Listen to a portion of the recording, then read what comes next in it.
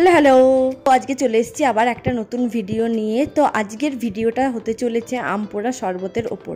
যেদিকেই তাকাচ্ছি সেদিকেই খালি দেখি আম পোড়ার শরবত আর আম পোড়ার শরবত। তো তাই ভাবলাম আমিও আম পোড়ার শরবতটা বানিয়েই নিই। আর আজকে আপনাদের সাথে 3 রকমভাবে আম পোড়ানো শেয়ার করব। আপনারা যে কোনো একটা উপায় করতে পারেন, আমি 3টেই আপনাদের সাথে শেয়ার করেছি। প্রথম উপায়টা হচ্ছে ওটিজিতে দিয়ে দেবেন। ওটিজিতে দিয়ে টাইম সেট করে দেবেন কতক্ষণের জন্য আপনি করতে চাইছেন। আমিও তাই করেছি, মাইক্রোওয়েভেও এই জিনিসটা করা যায়। আর এইটায় বেশি সময়ও লাগে না, কারণ আমটাকে ভেতর থেকে একদম হিট দিয়ে ভালোভাবে পুড়িয়ে দেওয়া যায়। তো তারপর আমি কি করেছি, ওই ওটিজি থেকে বের করে নিয়ে গ্যাসে দিয়েছি। ডাইরেক্ট গ্যাসে দিলে কি হয় বলুন তো, আমের মুখ দিয়ে যে রসটা বেরোয় না, ওটায় কি হয় অনেক সময় বার্নারের যে ফুটোগুলো থাকে সেইটা বন্ধ করে দেয়, যে কারণে আগুনটা অতটা আসতে পারে না। যদি কেউ গ্যাসে আমটাকে পোড়ান তাহলে ডাইরেক্ট গ্যাসের বার্নারে দিয়ে পোড়াবেন না।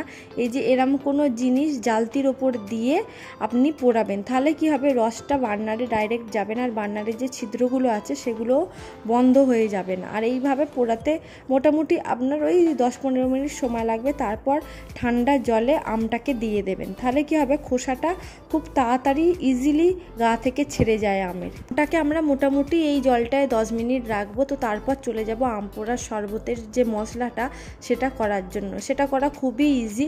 ফার্স্টে আপনাকে জিরে নিয়ে নিতে হবে, সেটা চাটুতে একটু নাড়াচাড়া করে ভেজে নেবেন, ওই 5 মিনিটের মতো ভেজে নেবেন। দিয়ে একটা বাটিতে নিয়ে ওটাকে মিক্সিতে ভালোভাবে পেস্ট করে নেবেন, যাতে একদম গুঁড়ো হয়ে যায়। এটাই মেন হয় আম পোড়া শরবতের মশলা, আদার্স কিছু হয় না। আর নুন, চিনি, নুন মানে বিট নুন আর চিনি হয়। আমার কাছে যেহেতু বিট নুনটা ছিল না তাই আমি নর্মাল নুন দিয়েই করেছিলাম। আর দেখছেন ঠান্ডা জলে রেখেছিলাম বলে আমের গা থেকে খোসাটা কি তাড়াতাড়ি ছেড়ে যাচ্ছে না।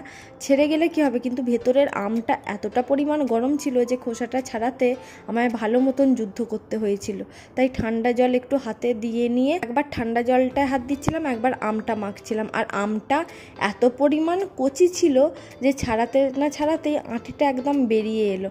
তো আমি ওই আমটাকেই মাখছিলাম, কিন্তু আমার বর বললো এই যে আঁটির গায়ে মানে আমটার মধ্যে যে সাদা যে ভাবটা, সেটাকে মাখলে নাকি তেতো হয়ে যায় আমটা। তো ওইগুলোকে আলাদাভাবে বেছে সরিয়ে দিতে। মাখার পর আমার বর ওটা বলেছিল, তো আমি কি করেছিলাম, ওটাকে যেটুকু সরাতে পেরেছি হাত দিয়ে সরিয়ে দিয়েছিলাম, না হলে কি হয় তেতো তেতো হয়ে যায়। তো আপনারাও সেটাই চেষ্টা করবেন, যদি কচি আম হয় আঁটির গায়ে একটা শাঁস মতো যেটা থাকে সেটাও বাদ দিয়ে দেবেন।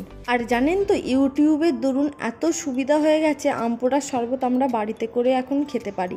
আগে বিয়ে বাড়ি ছাড়া ভাবতেই পারতাম না যে আম পোড়ার শরবত আমরা বাড়িতে কোনোদিন বানাতে পারবো। ইউটিউবের দৌলতে এইটা একটা খুব সুবিধা হয়েছে।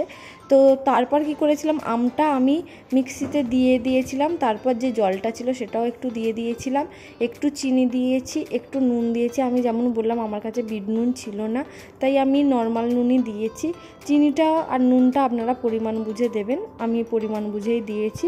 তারপর আমি জিরের গুঁড়োটা দিয়ে দিয়েছিলাম, দিয়ে ওটাকে ভালোভাবে মিক্সিতে ব্লেন্ড করে নেব, একদম যাতে লিকুইড হয়ে যায় সেরকম ব্লেন্ড করে নেব। তো মোটামুটি দেখতে দেখতে আমাদের আম পানার শরবত রেডি হয়ে গেছে। এই যে এরকম হবে ঠিক টেক্সচারটা। তো তারপর 4টে গ্লাস নিয়ে নিয়েছি, তার মধ্যে দিয়ে দিয়েছি ভরে ভরে বরফ, যাতে আরও ঠান্ডা হয়ে যায় জিনিসটা।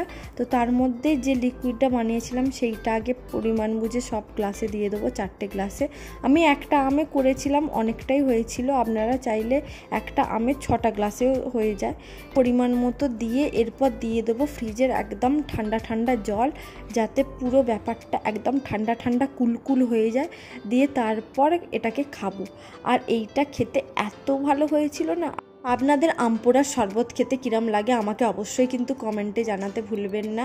আপনারা বাড়িতে কবে বানিয়ে খাচ্ছেন এরম আম পোড়ার শরবত, একবার এই গরমে ট্রাই করে দেখুন, আশা করছি আপনারা নিরাশ হবেন না। আর এই গরমে আম পোড়ার শরবতকে আমার রিয়াকশানটি কিরম ছিল।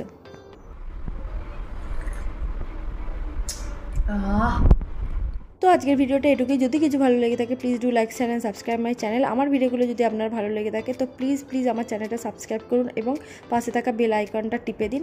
দেখা হচ্ছে নেক্সট একটা ভিডিও। Till then tata.